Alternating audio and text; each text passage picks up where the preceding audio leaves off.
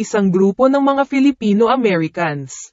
Nanawagan sila sa Facebook na alisin ang isang network ng trolls na sinasabing nangunguna sa malawakang disimpormasyon kaugnay ng eleksyon sa Pilipinas noong 2022. Maraming kababayan natin ang na-brainwash.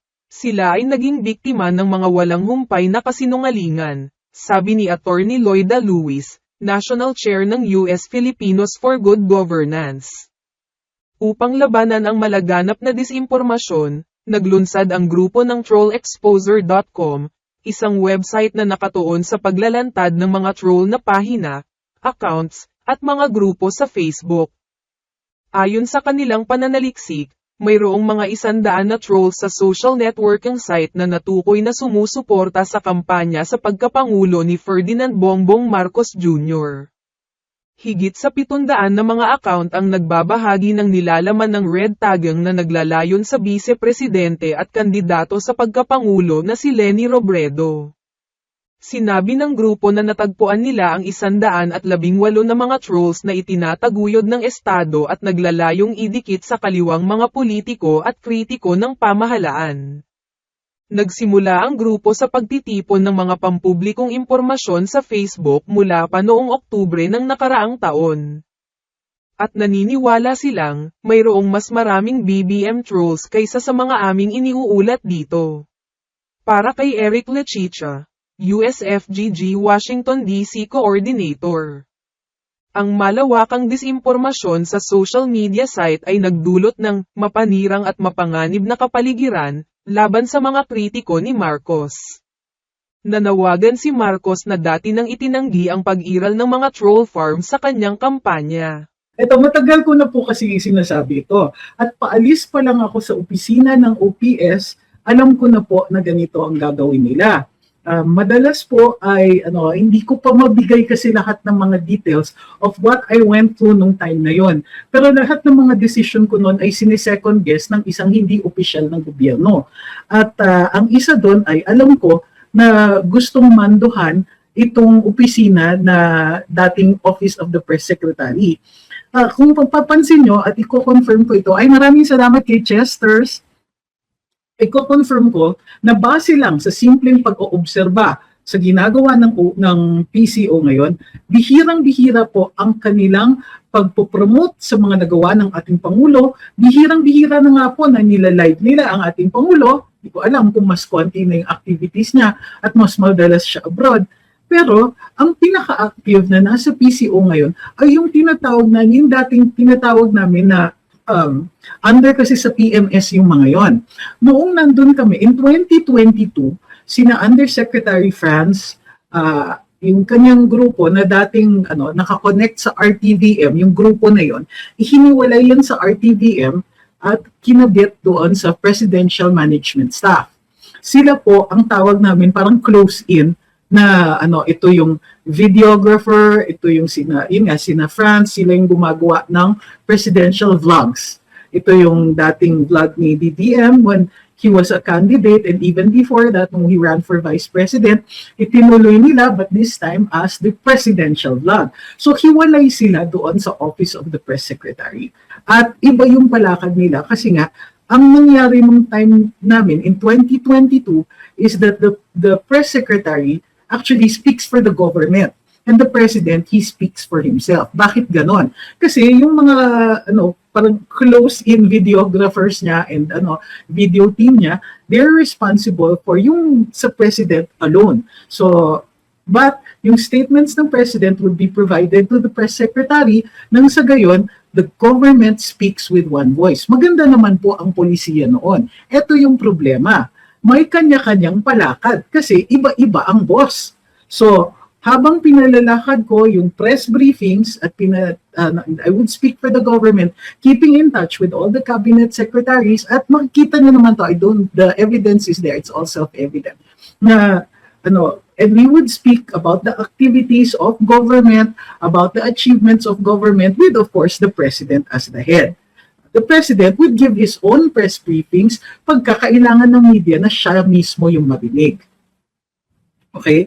So, bakit nagkaroon ng ganito? Nagkaroon ngayon ng trolls. Itong mga trolls, this was after wala na po kami doon. Kasi hindi kami na that was not part of the program before. Pagka nung nagbago na yung teams, kumbaga doon sa PCO at naging PCO na, may mga teams diyan na hindi naman po directly under the president. Mayroon diyan, of course, mayroong bagong press secretary or PCO secretary, pero hindi maliwanag kung sino ang gumagawa ng polisiya. Hindi gaya noong 2022, maliwanag na ang Pangulo, together with the ES, we created a policy for communications of both the presidential communications as well as the communications of the entire government. So may sistema yan, nakalantad yung plan. So ang OPS had copies doon sa mga plano ng bawat kalihim ng bawat ahensya. So dahil alam namin yung mga plano, ang fino-follow up lang namin at ang press briefing, kailangan na aangkop dun sa kanilang plano at dun sa kanilang schedule of activities. Ayun, sabi ni Ian, naalala ko na naman na nagkalat ng fake news about Attorney TCAC Bacutulat. Pansinin niya, fake news nga eh. So, but, alam nyo, I keep a very close eye on those who libel me kasi aware din ako kung ano yung prescriptive period niyan. So, ibig sabihin, I can take my time or I know when I can file these cases and when we can, when yung mga last day niyan. At saka kung saan, kung nakita yung mga libel statements nila. Ngayon, hindi naman po yun masyado nating papansinin for now. Imo-monitor natin yung damage, if any, that they have caused. But, to get back to it, so ganun yung palakad, ngayon, iba na po yung palakad. So pag nakikita natin yung kwento ni Madam Maharlika, nakikita nyo dyan yung pruweba nung matagal ko nang sinasabi na ang gobyerno natin ay nag-hire ng mga tao, or let's say, appreciative of the services or the things these people do, so nire-reward sila. At itong mga to ay nire-reward to how do you call this? To attack private persons. Okay? Private persons who are simply expressing themselves. Okay? Aminado din sila na hindi makapag-file ng libel yung isang hindi official sa gobyerno dahil siya ay isang public figure at mataas po ang evidentiary requirement para mapatunayan na malisyoso ang pagpapahayag o yung pagpo-post tungkol dun sa taong yon. So, ang problema, yun nga, may kanya-kanyang teams dyan at may kanya-kanyang palakad. At iba-iba po ang nagmamando at minsan-minsan the president will chime in. Sa madaling sabi, there's no organization when it comes to the government's communication. Hindi na po sinusunod yung mga polisiyang mismo si Pangulo ang nag-utos. Wala na pong ganon. Pero it also says a lot about the people in government. Mas interesado sila na atakihin ang mga taong nagpapahayag, nag-e-express ng kanilang opinion, kaysa sabihin kung ano ang achievements o activities ng gobyerno. It is also entirely possible na kaya ganun po yung strategiya nila ay dahil wala talaga silang activities. Nakikita natin kung ano yung mga pakay ng gobyerno ngayon. Unang-una, at huwag natin kakalimutan, first, foremost, and possibly the only thing that they're trying to accomplish is charter change. At ang punto ng charter change niya, nakikita na po natin because it has already been suggested to extend terms, di ba? Term extensions. Meron pang mga term sharing na pinag-uusapan dyan. So, ano ngayon ano yung implications ito? They're hiding something. Because that's basically what it is. They're hiding their true intentions. They're hiding the fact na hindi talaga trabaho eh.